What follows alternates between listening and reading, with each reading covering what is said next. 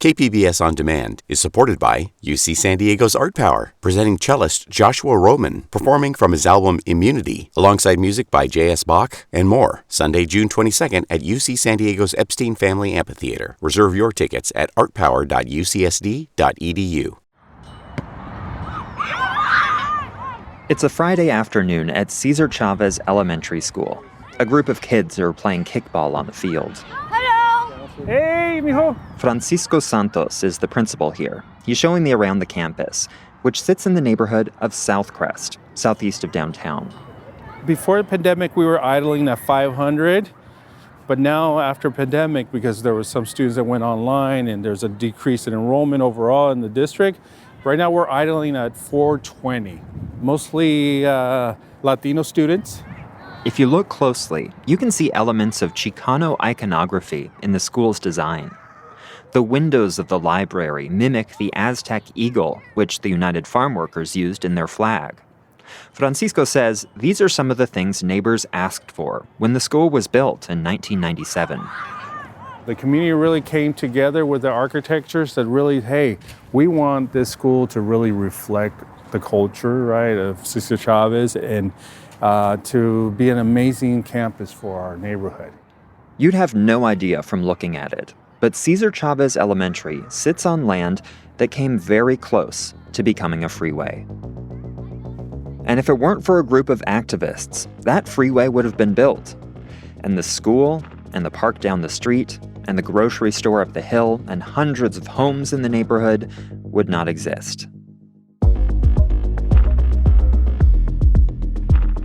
From KPBS in San Diego, this is Freeway Exit. I'm Andrew Bowen.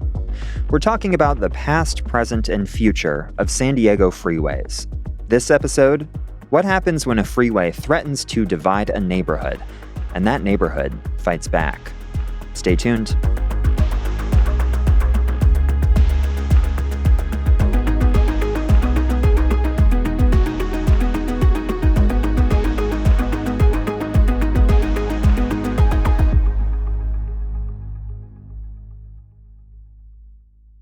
KPBS On Demand is supported by UC San Diego's Art Power, presenting cellist Joshua Roman, performing from his album Immunity, alongside music by J.S. Bach and more, Sunday, June 22nd at UC San Diego's Epstein Family Amphitheater. Reserve your tickets at artpower.ucsd.edu.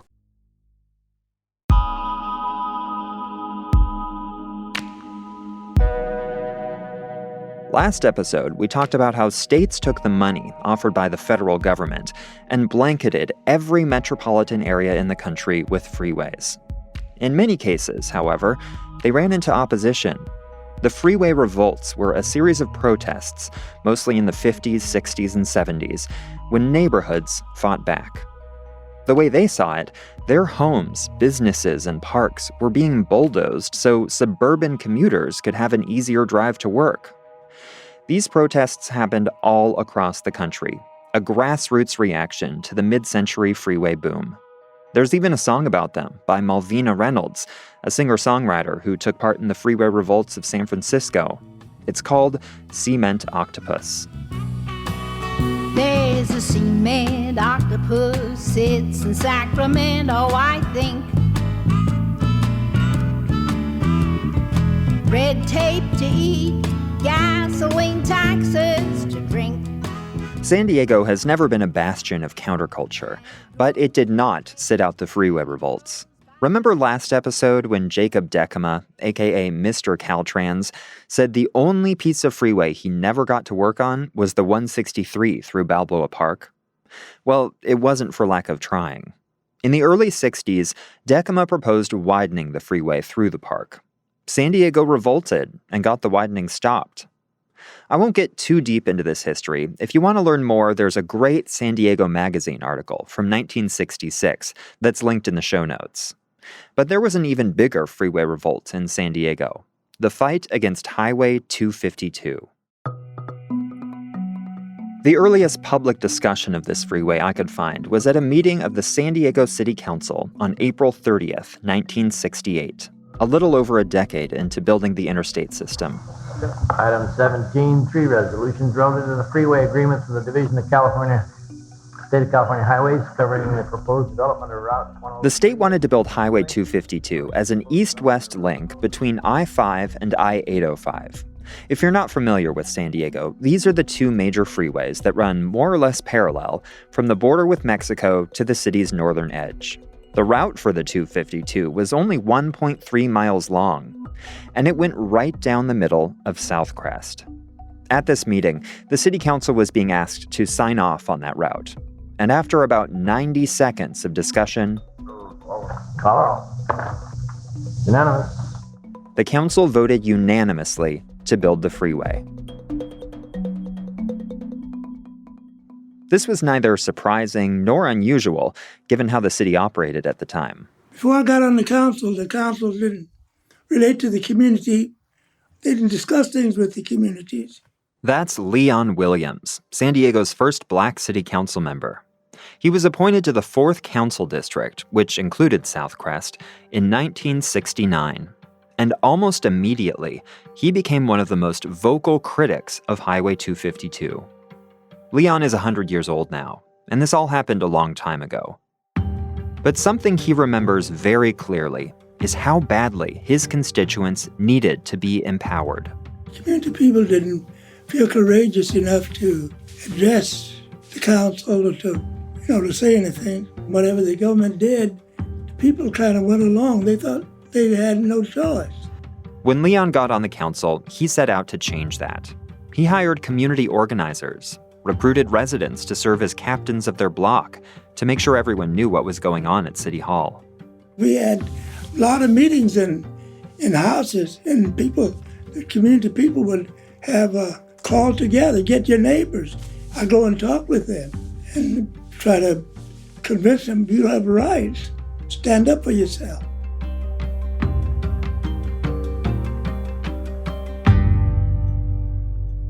So think about well-painted houses, groomed yards. William Jones was an aide to Leon Williams at the time. He later succeeded him on the city council.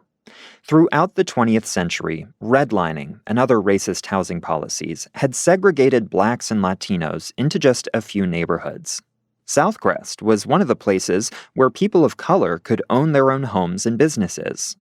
You saw children running down the street, biking down. I was one of them, in the 1960s, I was biking down those streets. And so it was a very vibrant, community that showed signs of neglect. San Diego's suburban sprawl was kicking into high gear, and older neighborhoods like South Crest were being left behind. The lack of public investment put a damper on property values. So when the state went looking for where to build its freeways, communities like South Crest, where land values were relatively cheap, were easy targets. With the city's blessing, the state seized and demolished 280 homes for the 252 freeway. Hundreds of people had to leave, with little help to relocate, and 66 acres of South Crest were cleared and left vacant. The ones who were the most affected emotionally and financially were the homeowners who had been there for a number of years. They did everything they were supposed to do, but they were losing their homes and they were losing their memories. Once the state started clearing the right-of-way for Highway 252, all the work Leon Williams had put into organizing his constituents became really important. In 1973, activists in Southeast San Diego founded the Black Federation, and stopping the 252 was one of their main campaigns. William Jones, who was 18 at the time, was recruited as a liaison between this new nonprofit and the Council District 4 office. They wanted Leon to have representation on the board, and I was always energetic and would raise my hand to do the nitty-gritty work. So I was one of the worker bees. Williams says the Black Federation was essentially a think tank. They gathered economic data from the 252 corridor and tried to show how much tax revenue had been lost since the land had been cleared. They took policymakers on tours of the neighborhood, introduced them to business owners who had lost their customer base. And they pushed Caltrans to study alternatives to the freeway, like improving public transit in the area. It was a very deliberate effort to provide policymakers with an alternative, fact-driven view that if we reinvest in neighborhoods rather than building a freeway through it, that we might end up with a better outcome over the long run, especially since there were other options to this particular freeway. In 1975, the city council revisited its support for the 252. But the freeway opponents were no match for Jacob Decima and the interest groups that supported him: auto clubs, developers, and labor unions. The council voted 6-3 to stick with the plan of building the freeway. Coming up, the freeway revolts gain a new and powerful ally. Stay with us. KPBS On Demand is supported by UC San Diego's Art Power, presenting cellist Joshua Roman, performing from his album Immunity, alongside music by J.S. Bach and more, Sunday, June 22nd at UC San Diego's Epstein Family Amphitheater. Reserve your tickets at artpower.ucsd.edu. So in 1975, Caltrans got a renewed mandate from San Diego politicians to go ahead and build Highway 252. The agency wasted no time. It built an interchange with the 805 that year in anticipation of the full freeway getting built later. But there was a problem. 500 miles north in Sacramento. Hi. I'm Andrew. Yes, Hi. come so on nice in. to meet you. Nice to meet A you. problem named Adriana Gianturco. I'm Adriana Saltonstall. My middle name now is Gianturco, which was my maiden name I used when I was director of Caltrans, which was the case for the first 2 terms of Jerry Brown. I meet Adriana on a rainy day in Sacramento. She lives in an old home just outside downtown, with a giant orange tree in the front yard. Since becoming a private citizen, she's taken up restoring historic houses as a hobby. I've always been interested in architecture. That was one of my fields in graduate school. In 1976, Adriana became the first woman ever appointed as director of Caltrans. She was an unconventional choice, not just because of her gender. She also wasn't an engineer, like nearly all of her predecessors. She was a Berkeley and Harvard-trained economist and city planner. Jerry Brown had just been elected governor on a platform of fiscal responsibility, and he saw the amount of money California was spending on freeways as a big problem. California was in very bad shape, financially speaking, in terms of the highway program, to the extent that Caltrans went through a massive layoff of staff, couldn't afford to pay the staff that was there, and also stopped contracting. So one of our big problems was getting the highway program's financing in shape so that we could at least maintain the roads we had, not to mention build new roads. After 2 decades of building freeways, the steady stream of federal subsidies had run dry. At the same time, Californians were noticing the downsides to car-centric planning. The oil crises of the 1970s led to gasoline rationing and price spikes. Air quality in many cities was hazardous. Adriana was an early supporter of carpool lanes, referred to at the time as diamond lanes. In fact, her first year on the job featured a vicious fight over diamond lanes on Interstate 10 in Los Angeles. For almost 3 months now, there's been an experiment in California to give carpoolers a break in the traffic as a reward for helping cut down on gasoline use. The project was, as I pointed out numerous times, had been instigated by the Reagan administration while Reagan was still the governor. And the publicity was just terrible. I don't think that anything Caltrans could have done would have changed that. The Los Angeles Times, we found out after this was over, wrote more editorials against the diamond lanes than they did against the Vietnam War. The I-10 carpool lanes were ultimately scrapped after about 5 months. But Adriana kept pushing for change at Caltrans. She got the state more involved in funding public transit. She doubled the number of Amtrak trains running between San Diego and Los Angeles. And she saw the San Diego trolley system through to completion in 1981. freeways still took up well over 90% of the Caltrans budget.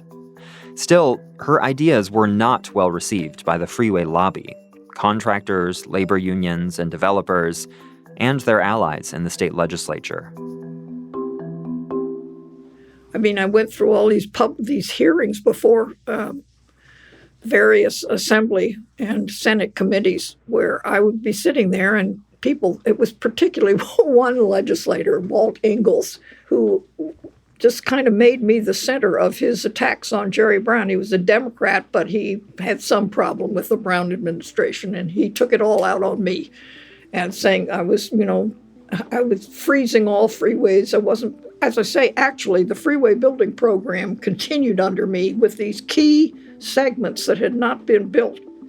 Thinking about where California's priorities lie today, I'm struck by how ahead of her time Adriana was, and how resilient she was to the attacks against her.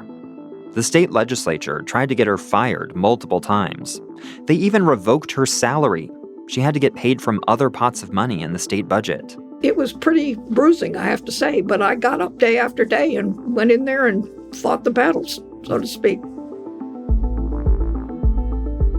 As Adriana Gianturco was fighting in Sacramento for a more balanced transportation system, the movement to stop Highway 252 in Southcrest was making some progress. It got the city council to revoke its support for the freeway in 1978. But they still had to convince the state not to build it. Things kind of stayed in limbo until 1986, when the State Transportation Commission took up the 252 one last time. The meeting was held out of town, so William Jones, who by now was a city council member, helped organize buses so his constituents could still attend. So picture a room full of this just diverse group of people and with signs.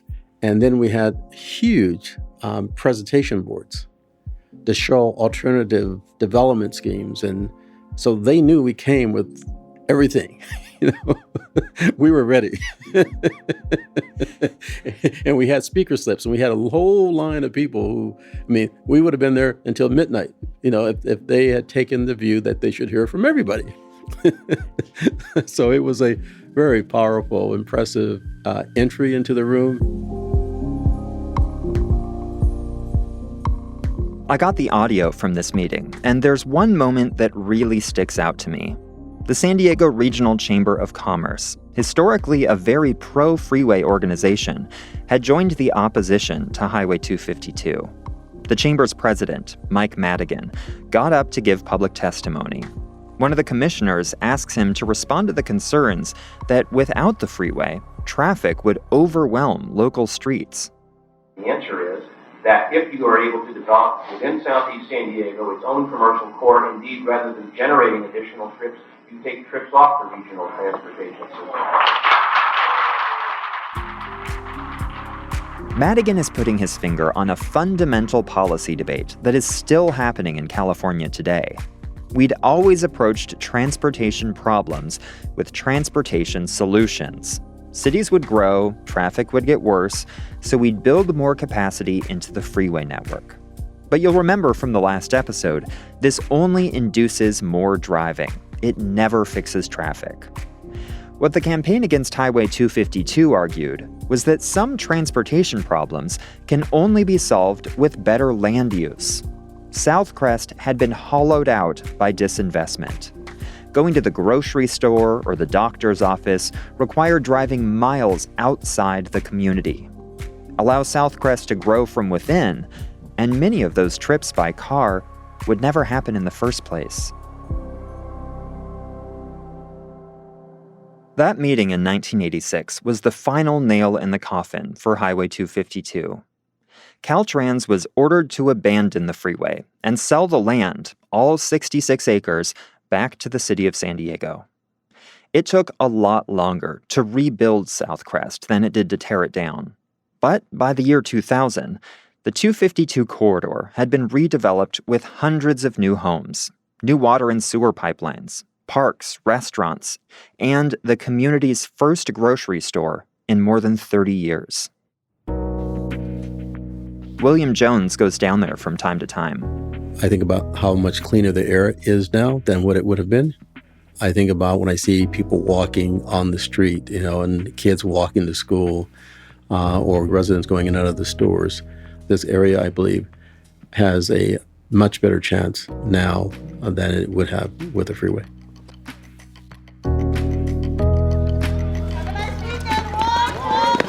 Whoa, slow down. Hi, mijo. Back at Cesar Chavez Elementary, Principal Francisco Santos is giving out high fives as students rush through the gates, eager to start their weekend. Have a good weekend. You're having a good time, huh? In a few weeks, the school will be holding its annual Cesar Chavez Day celebrations. They invite parents to an assembly and hold a march around the neighborhood. Francisco says it's an example of how this school offers so much more than just education. It's a place where they feel connected, they feel like they're part of a community beyond the doors of the classroom.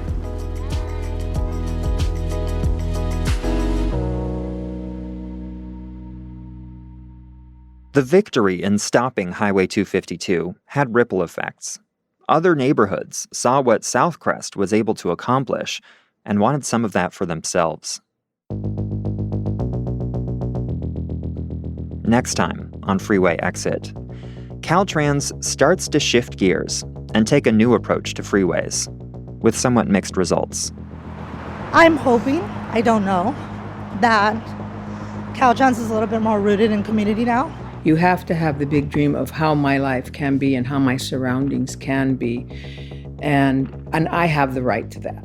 And maybe there is a way to make some kind of reparations for the harm that was done.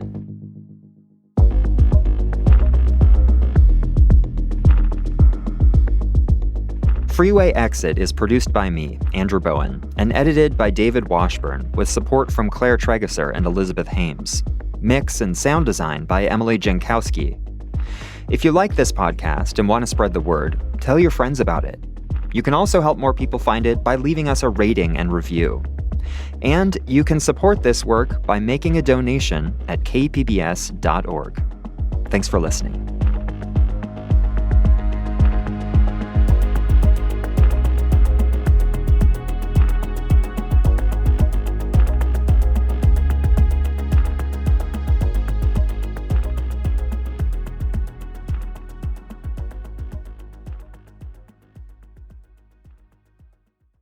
KPBS On Demand is supported by UC San Diego's Art Power, presenting cellist Joshua Roman, performing from his album Immunity, alongside music by J.S. Bach and more, Sunday, June 22nd at UC San Diego's Epstein Family Amphitheater. Reserve your tickets at artpower.ucsd.edu.